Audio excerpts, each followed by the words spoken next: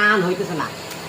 এত চেষ্টা করলাম গান শিখুন, বাড়ি গাড়ি সবই আছে, কিন্তু বউটা একটু দরজাল আছে, তা থাকিয়া কিন্তু গান জীবনে শিকার ইচ্ছা, কিন্তু গান শেখার মতো লোক পাই না। দেখি আরেকবার চেষ্টা করে দেখি। আরে রে রে রে রে রে রে ধা ধাকড়ি ধা ধাকড়ি ধাক রে ধা। এই বেশ হয়ে যাচ্ছে, কোথায় গান শিখি, গান শিখি গান। प्यार किया तो डरना क्या